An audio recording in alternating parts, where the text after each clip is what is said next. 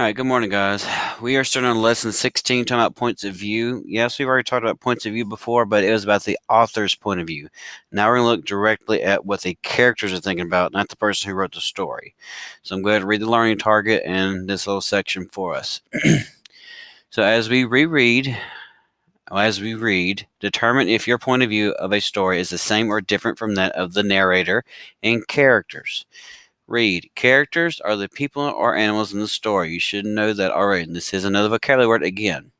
Each character has a point of view or feeling about what is happening in the story. The narrator tells the story from the outside and describes events and actions in the story.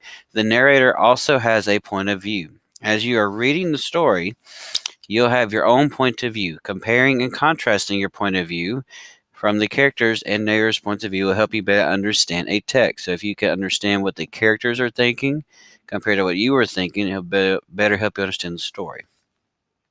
As you read, ask yourself questions to help you figure out your point of view, such as who is telling the story, what do the characters think, and what do I think? Who, what, and then what about you? Look at the family cartoon below. Do all these people have the same way about the green beans? They feel the same way. Is Dad's point of view different from the children's? So you need to really take a good look at their face. Okay? So look at their face. Does his face match both the kids' faces? There's something different about their faces. One child, the girl, she looks like she's smiling.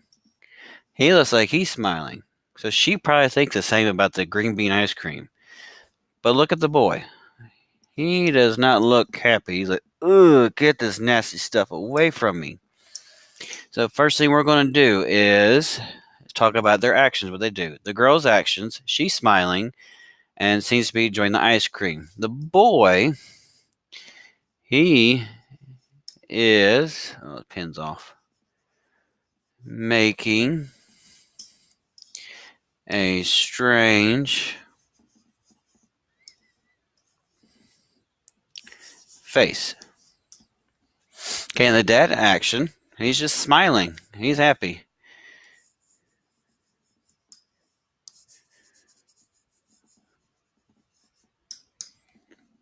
And the girl's point of view, she thinks ice cream is great just by looking at her expressions. Looking at her smiling, she seems to be enjoying the ice cream. The boy's point of view, he probably thinks ice cream is what? Nasty. I probably would too. I don't like green beans myself. Then the dad's point of view, he even calls his food delicious. O-U-S. And he loves it.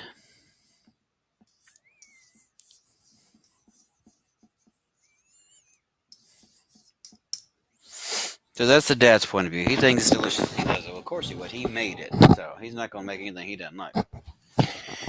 And academic talk. These are going to be all of your vocabulary words this week. They're already in your What's Happening, which is in the Chromebook. We'll get you a paper copy probably out tomorrow. But that is for this one. Now we go on to the next story. Here are the answers to it, but they're basically the same thing. I just went over it with you. If you want to copy this down, make it look a little neater, you can. But you have to pause the video. Night flying friends. This is the next story. Last week I perched peacefully in my favorite branch in a tall oak tree. Now when it says I, you got to think who is telling the story. It didn't say which character is telling it. Last week I perched peacefully on my favorite branch in a tall oak tree, watching everything with my big owl eyes. Suddenly I became aware of the strange creature flying crazily through the air nearby, swooping this way and that. What is his problem? Then the creature flew toward my branch, landed next to me, and hung upside down by his feet. That's when I saw that he was a young brown bat. Before I could say anything, he started chattering. He talked a mile a minute about all the bugs he had just eaten where he'd been flying. Then he said, "By the way, my name's Max. Good talking with you." A moment later, he let go of the branch and flapped off. Had I said a word? "My name is Alec," hooted after him. Not that I cared if he knew. The next night, though, I found myself hoping Max would come back. True, his strange ways troubled me. He liked to eat mosquitoes and flies, after all. But we are both creatures of the night, and we can both fly, and it would be good to have someone to talk with. When I finally saw him, I swooped through the air toward him and said, "Hey, Max," I said, "want to go stop by my branch after dinner?"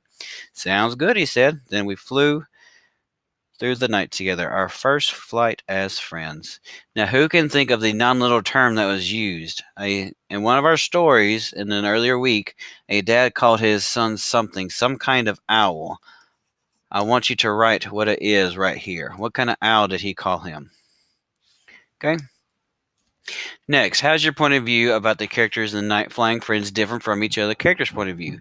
Well, what is Alex's actions? Well, when he first saw the bat, he didn't say anything.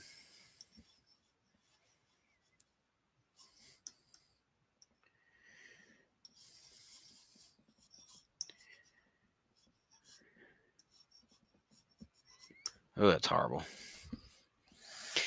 Okay, he didn't say anything. The Max actions, he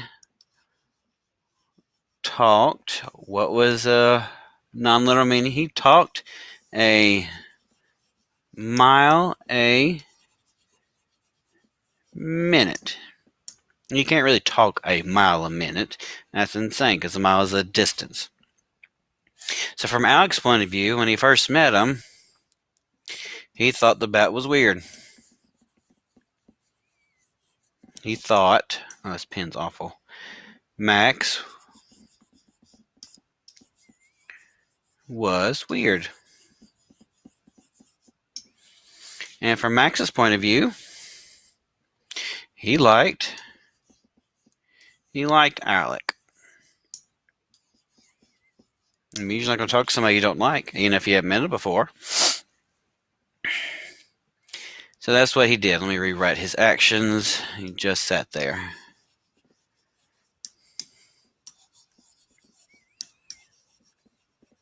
I'm sorry for that writing. This pen is way off.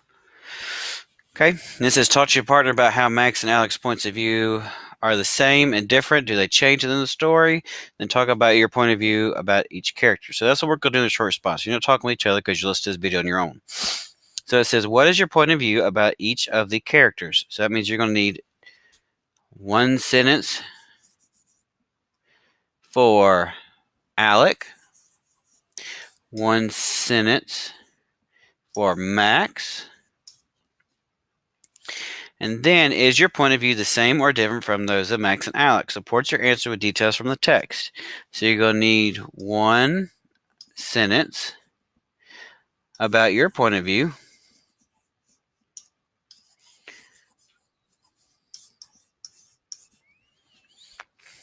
And it says support your answer with details from the text. Use space provided on page 262. So that's going to be at least 3 sentences plus 1 with support. So if you say, I think the bat's friendly, you need to say, give me an example from a sentence that says he's friendly. If you think he's weird, give me a sentence from the story that thinks he's weird. So that's a total of 4 sentences. Okay? And here are cleaner answers to the box. Same thing we wrote, just a little bit more neatly written if you want to stop there and read it. And here is where I talk about the writing. Remember, I have one sentence about Alec, one sentence about Max, one sentence about your point of view, and one of details. And that's it, guys. Good luck.